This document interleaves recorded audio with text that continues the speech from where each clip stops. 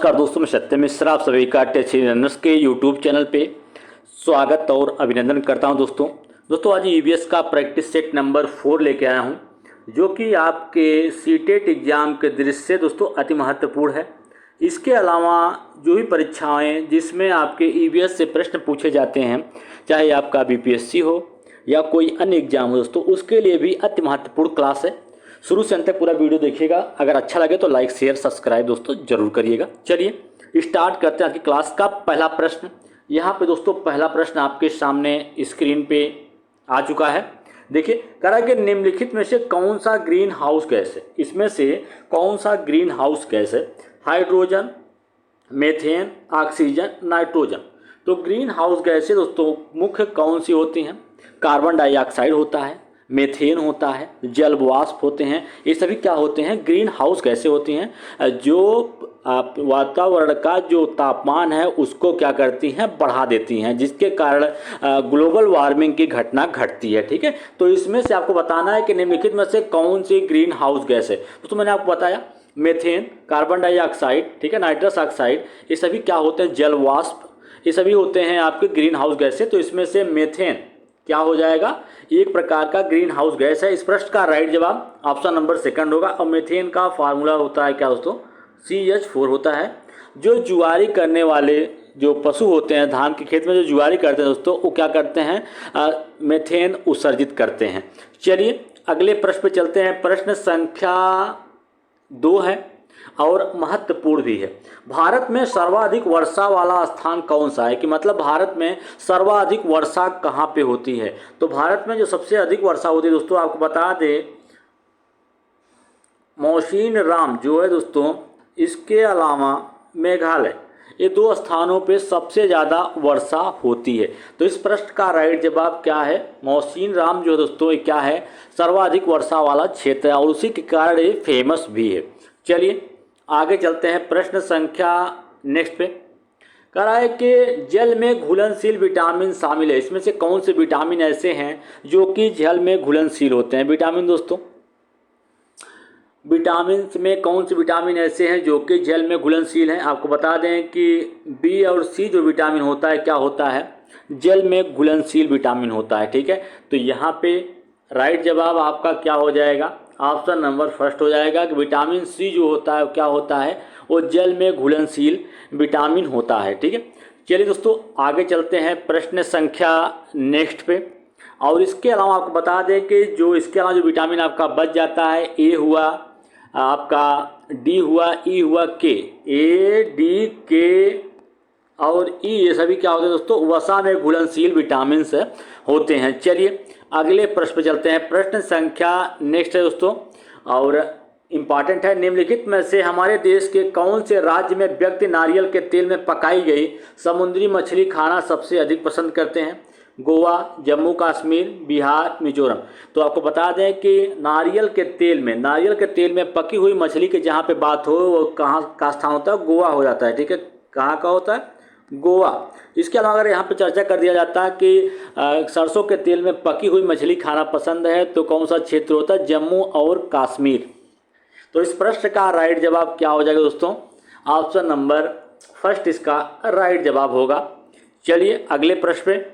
प्रश्न संख्या नेक्स्ट है कि पृथ्वी की सतह का कितना हिस्सा भूमि है? पृथ्वी के सतह का कितना हिस्सा जो है भूमि है? ठीक है, तो भूमि का मतलब होता है दोस्तों जो कृषि करने योग्य हो या जिस पे जल न हो। तो आपको बता दें कि पृथ्वी का 71% जो हिस्सा है वो जल का है। कितना किसका है? जल का है। इसके अलावा आपका बचता क्या है? 29% हिस्सा। जो 29% हिस्सा बच रहा है यही क्या है? पृथ्वी का सतह है। ठीक है, इस प्रश्न का राइट जवाब ऑप्शन नंबर सेकंड हो जाएगा। चलिए दोस्तों अगले प्रश्न पे।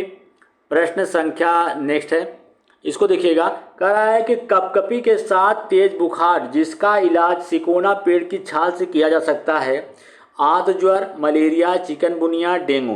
तो दोस्तों आप बता दें कि कपकपी के साथ तेज बुखार अगर आ रहा है तो किसका लक्षण हो जाता है? वो मलेरिया का लक्षण होता है। मलेरिया के उपचार में सिकोना पेड़ जो होता है उसकी छाल का यूज किया जाता है। ठीक है, तो इस प्रश्न का राइट जवाब क्या हो जाएगा? ऑप्शन नंबर सेकंड हो जाएगा। मलेरिया रोग किससे होता है?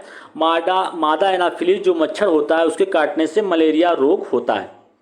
चलिए आगे चलते हैं प्रश्न संख्या नेक्स्ट पे।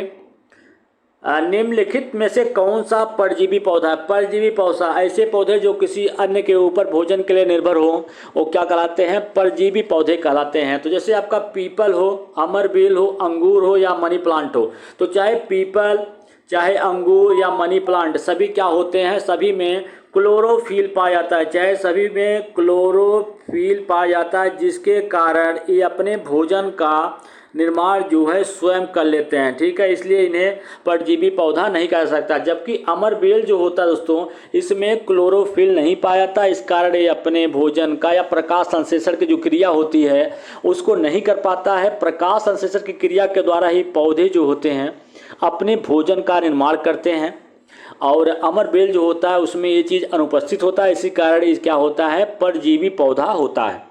चलिए अगले प्रश्न पे, प्रश्न संख्या नेक्स्ट है दोस्तों, देखिएगा। कहा है कि निम्नलिखित में से कौन सा कथन मधुमक्खियों और छत्तों के विषय में सही है? नर मधुमक्खियां छत्तों के लिए बहुत महत्वपूर्ण हैं। छत्तों में अधिकांश मधुमक्खियां श्रमिक मधुमक्खियां होती हैं। छत्ते में कुछ ही नर मक्खियां होती हैं। प्रत्येक छत्ते में एक रानी मधुमक्खी होती है और अंडे देती है। बिल्कुल सही दोस्तों। कई कई प्रश्न पूछ लेता है कि मधुमक्खी पालन का व्यवसाय कहाँ पे किया जाता है? तो मधुमक्खी पालन का जो व्यवसाय है वो बिहार राज्य में किया जाता है, और मधुमक्खी पालन का जो सबसे उपयुक्त समय माना गया है वो अक्टूबर से लेके जो दिसंबर मंथ का समय होता है सबसे उपयुक्त समय होता है। ठीक है, मधुमक्खी पालन करने के लिए। और मधुमक्खी का जो छत्ता होता है उसकी विशेषता आप जान लीजिए कि मधुमक्खी के छत्ते में नर मक्खी जो होते हैं बहुत ही कम होते हैं। छत्ते में कुछ ही नर मक्खी होते हैं।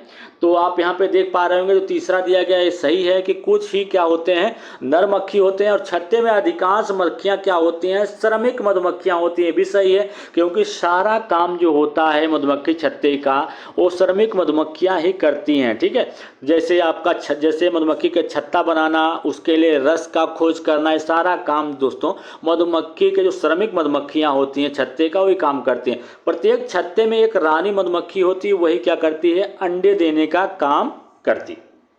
और यहाँ पे जो आपका ये ऑप्शन नंबर 1 दे रखा है कि नर मधुमक्खियाँ छत्तों के लिए बहुत महत्वपूर्ण होती हैं, तो बिल्कुल गलत है दोस्तों। ठीक है, इस प्रश्न का राइट जवाब यही हो जाए, क्योंकि यही छत्ते के विषय में गलत चीज दिया गया है। चलिए आगे चलते हैं प्रश्न संख्या नेक्स्ट पे। हाथियों के झुंड का मुखिया कौन होता है? जो हाथी होते हैं दोस्तों उसके झुंड का मुखिया कौन होता है? आय में सबसे छोटी मादा हाथी, आय में सबसे बड़ी मादा हाथी, आय में सबसे बड़ा नर हाथी, आय में सबसे छोटा नर हाथी। तो हाथियों के जो झुंड होता है दोस्तों उसमें 10 से 15 साल के कुछ बच्चे होते हैं, और उसके अलावा कुछ, और उसके यहाँ जो सबसे बुजुर्ग हथनी होती है वही उस पूरे झुंड का नेतृत्व करती है। एक जो हाथी का बच्चा होता है एक दिन में कहते हैं कि 100 किलो से ज़्यादा पत्तियां और झाड़ियां जो होती हैं उसको खा सकता है।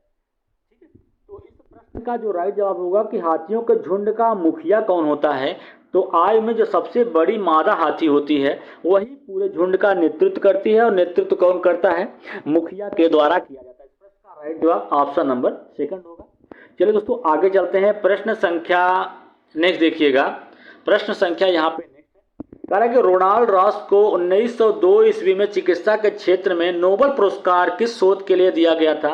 डेंगू मच्छर से फैलता है, मलेरिया मच्छर से फैलता है, चिकनगुनिया मच्छर से फैलता है, या प्लेग पिस्सुओं से फैलता है?